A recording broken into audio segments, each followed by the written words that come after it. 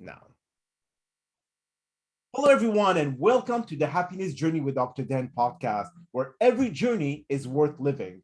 My name is Dr. Dan, and I'm your host for today's episode. I am a cognitive behavior psychotherapist specializing in anger management issues, both court appointed and private, marriage counseling, dissociative identity disorders, narcissistic personality disorders, depression, anxiety, and so much more.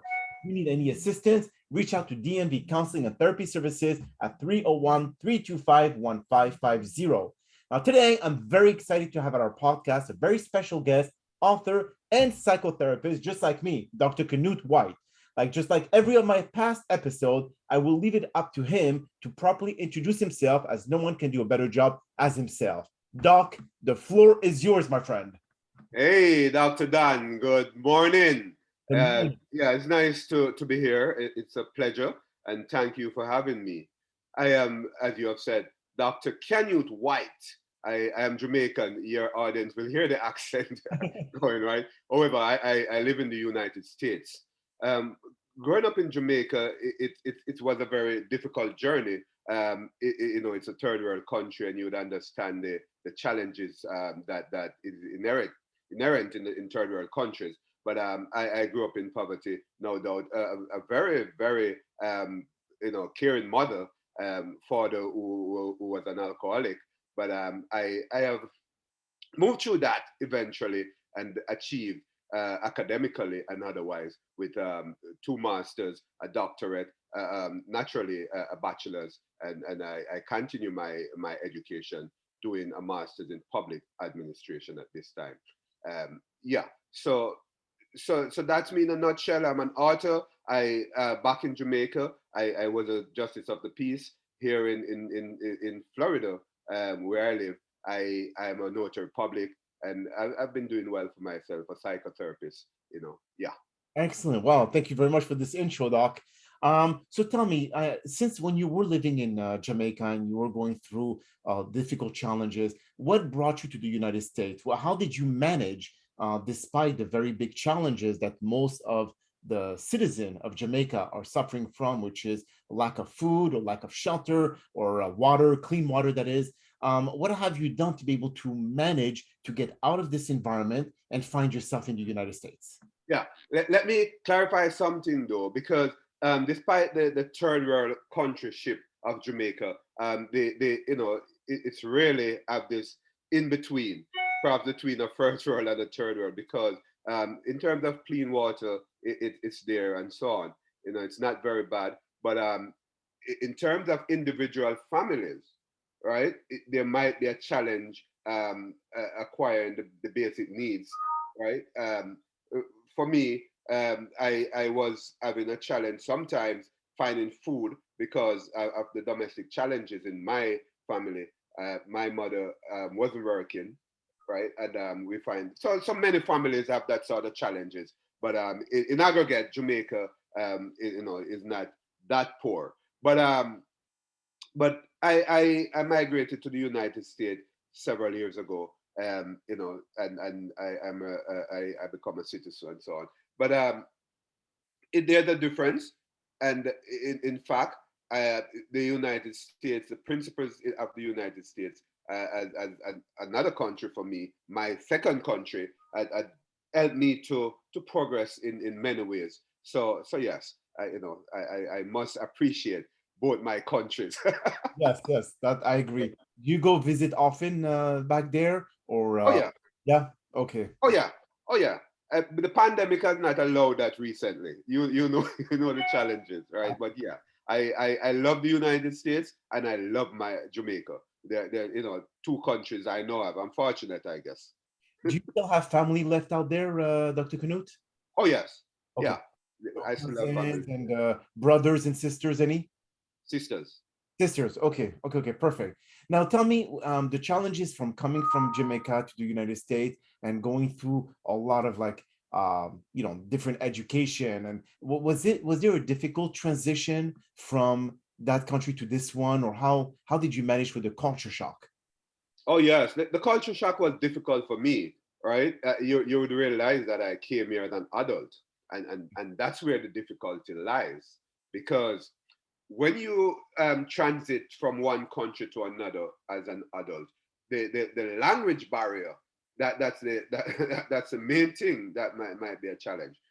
You'll hear the strong Jamaican accent, even though I'm speaking English, right? And there are certain persons who might not have understood my accent, and that for me was a challenge because the frustration that it creates, persons that understanding my accent, and then I'm trying to get them to understand, to clarify what I'm trying to say.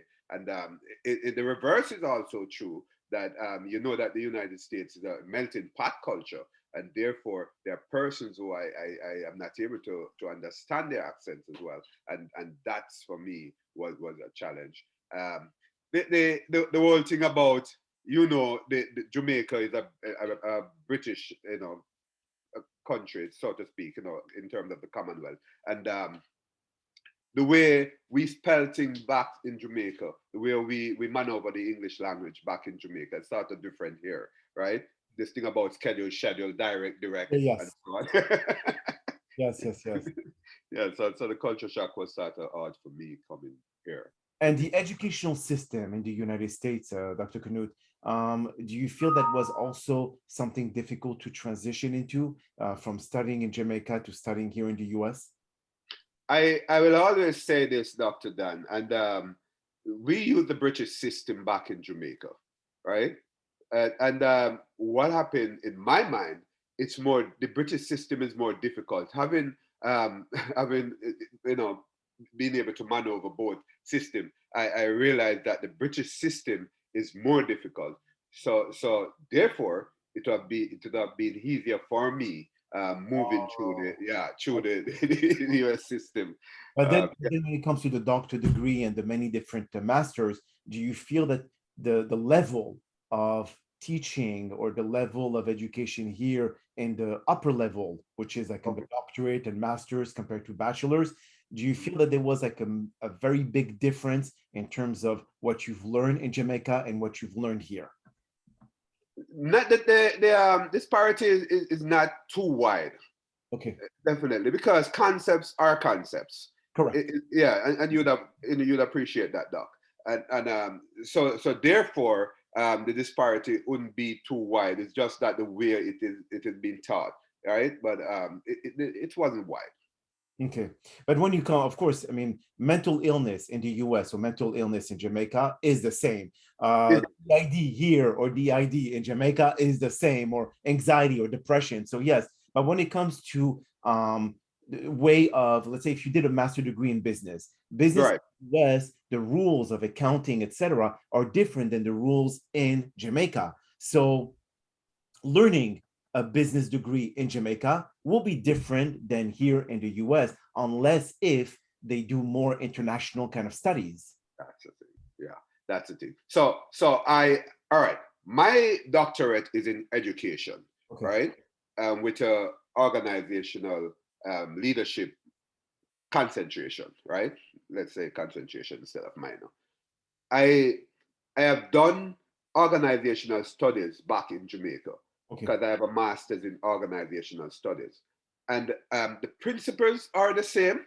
But what I've realized though, in the US, because the social system is different Correct. Yes. in terms of the application, right? While the course is being taught, that's where the disparity comes in, right? In terms of the application.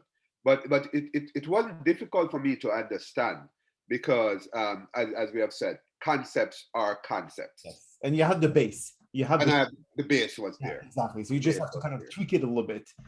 Definitely. Now, the fact that you have advanced yourself in the educational system and have done several masters, a doctor degree, a license in psychotherapy, do you feel that the market here in the United States is, I would say, a much better market because, of course, the amount of population that we have here compared to Jamaica, that's a given. But do you feel that um, you have transitioned fully here in the mentality, the culture in the US compared to, because, like as you said, you left when you were an adult. in Right. Jamaica. So you have been raised with certain methods, certain ways, etc. So do you feel that you have completely transitioned, or you still kind of like adapt the same culture as you did in Jamaica? I like that. I'm transitioning. I no, I'm not completely transitioned. I think it would be a difficult thing based on the fact that I came here as an adult, right? So the transition would be difficult, and it's going to be a long journey, right? Yes. You know, because I have done so much back in Jamaica. I have learned so much, and it's a matter of tweaking, as the word that you have used, or unlearn certain things in order to learn, relearn certain things back here in the United States. So I am still transitioning as it relates to that.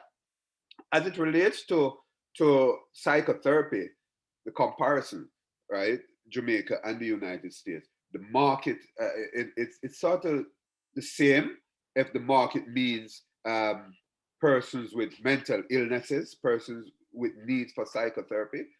It's the same. However, the system here in the United States is different. And I figure based on the access to insurance and other elements of the whole process, the United States, persons in the United States are more able to go to therapy than persons in Jamaica, because in Jamaica, the fact that insurance are not that prevalent, Yeah. right? And then Sure. there will be a challenge. But Um, do you feel that there's a stigma behind mental illness in Jamaica versus here in the US? It's more accepting. Do you feel there's a difference there, Doc? oh, yes, yes. Here in the United States, it's more accepting. Um, Take for instance, you know, we have the individual stigma and the familial stigma. You know, if somebody in the family have a mental challenge, then the entire family will be stigmatized. You know, back in Jamaica, right? I'm not seeing that much here in the United States, right? But there is still elements of stigmatization across the board, but I'm seeing less stigma in Jamaica, in the US than in Jamaica. So it's more accepted because more, let's say, compared to the to Jamaica, as you said, the whole family will be stigmatized versus Right, the US, it's more of an isolated. So if let's right, say a member of the family has mental illness, they will focus primarily on that person, and now the whole family will be seen as suffering from that same mental illness. right, definitely. But at the same time, when it comes to for you, like in your practice, do you Mm. feel that you have a lot of people that are hesitant if, let's say, they're not as open-minded versus in Jamaica, they will speak more freely? You know, you know, it's something I always believe, and I've expressed this. In Jamaica, I realized because it's really expensive to see a therapist, Okay. right? It might cost up to 9,000 Jamaican dollars. It's well, comparing it here, it's Compared to somewhere around living. $60 here, but it's a lot of money, Yeah. right? So a person who is suffering or living with mental challenges might just, you know, find some other ways to cope, right?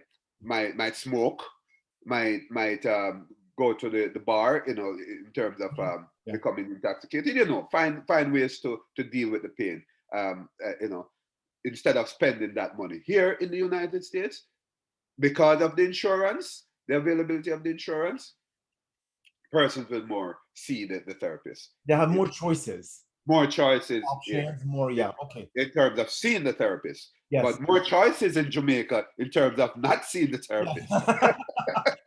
That's actually a very good, interesting Yeah. comparison. Now, for you, if let's say, in your case, Dr. Canute, with the different, the transitioning part, what do you do to be able to teach your patient about happiness, about how to cope with their mental challenges or mental illnesses? Do you have a specific way to be able to educate them?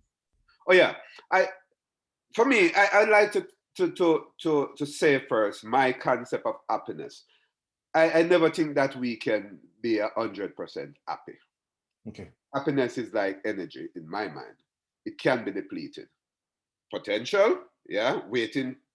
There are things out there, there are stimuli out there that waiting for you to make you happy, right? I call that potential happiness. Okay. And there are kinetic happiness. And you know, I'm aligning this to energy, potential energy and kinetic energy, Mhm. right? And therefore, there are things that my client would need to understand as it relates to happiness. First, they need to understand that, hey, happiness is like energy. It can be depleted. You will not be 100% happy. And I like to suggest, Dr. Dan, that it's important to be sad then glad. I use that because a lot of times when you are glad, too happy, euphoric, then you end up um, being bounced around more when it becomes when you face disappointment. The Mhm. thing just didn't happen that you were expecting to happen. So the impact is more drastic if you are glad before you become sad. So in other words, just have an open mind. Okay. Think that anything is possible. That's what I mean by being sad, then glad. Is it, I mean, the fact that you said the concept of you cannot always be happy and energy cannot be depleted or created, the thing is that when you have people who are sad and when they become happy, is it because they will appreciate it more, so then they will not take happiness for granted?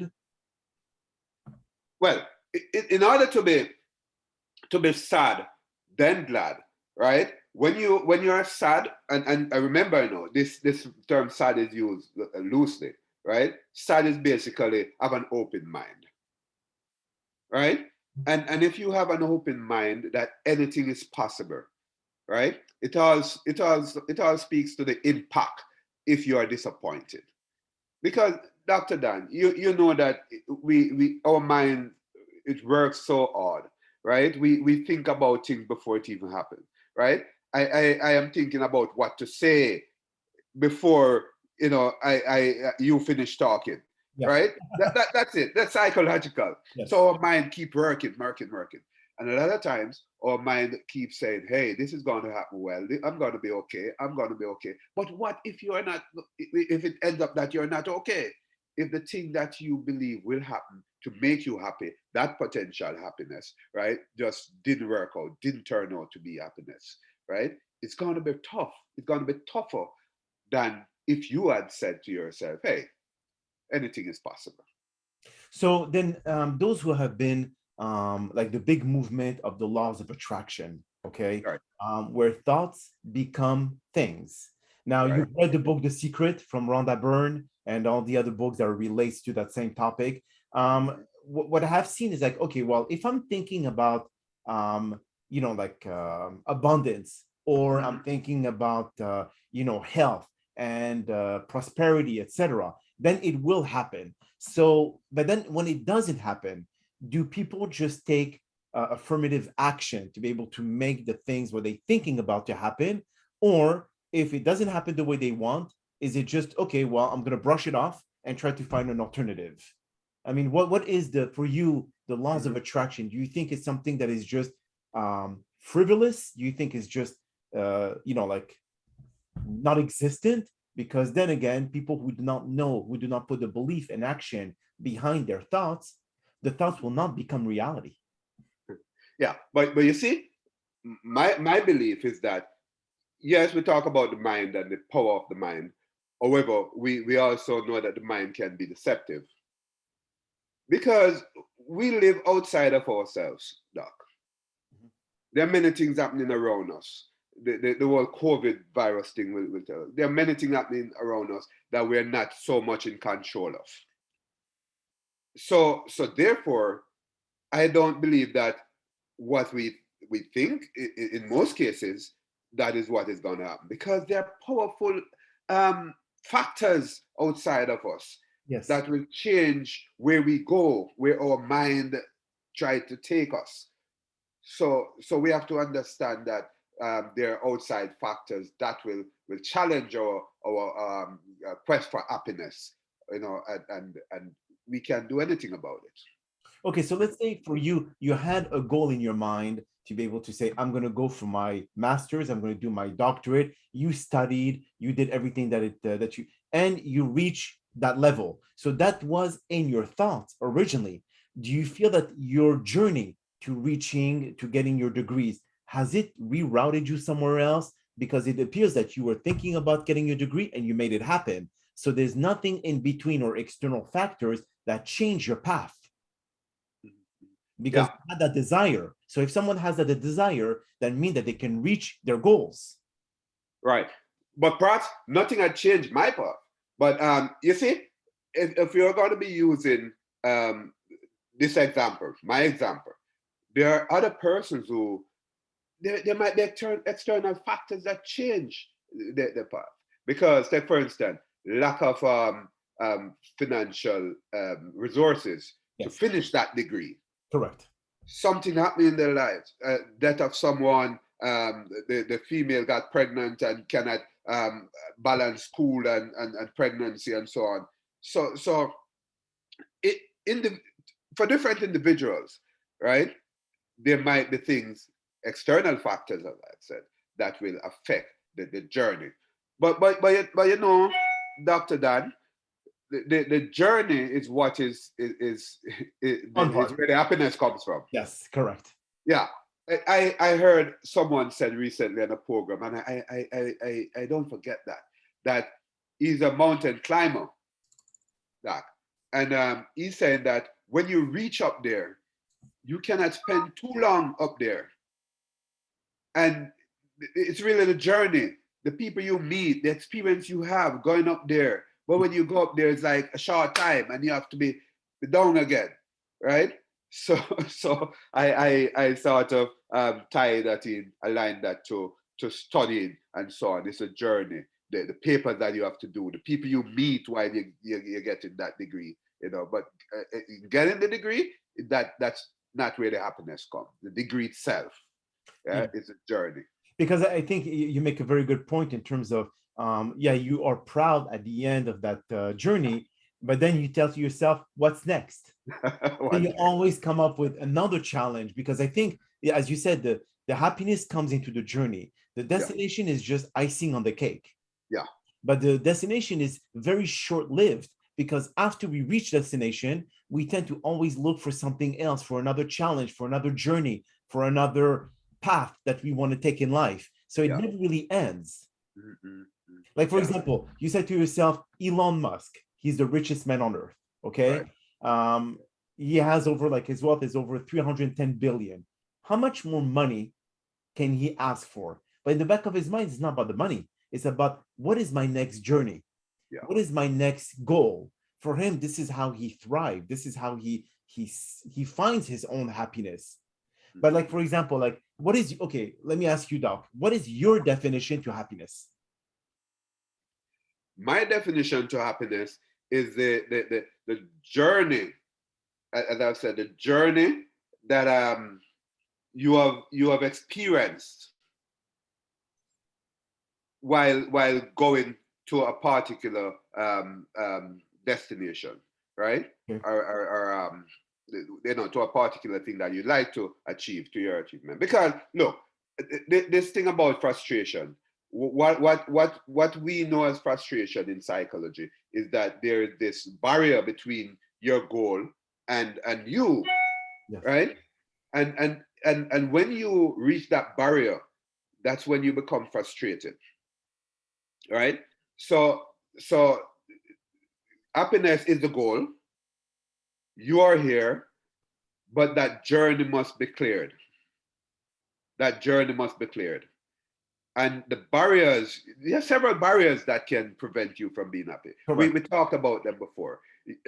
Your relationships, not necessarily intimate relationships, because your relationship at work, your relationship with others, your resources, yeah, can create a challenge while you you strive for happiness, right? You want a home and you're trying to save for that home. Something else happens, split that saving in two, right? So yeah, the journey to happiness is the experience that you have, and you know, the things you have to pull down to reach there. So it ties into the whole thing about frustration and the barriers that you might face along the way. So now, how do you deal with frustration, Doc? How do Okay, you manage those, for example? okay, okay.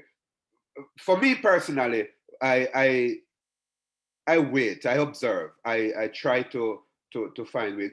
Look, you might not find ways to deal with frustration immediately. You have to be an observer. Okay. Observe your own lives. I This thing about SWOT analysis, it's a business concept: Mm-hmm. strength, weaknesses, opportunity, and threats. That's yeah. We have to apply that to our lives as we move through frustration. What are the strengths that we have?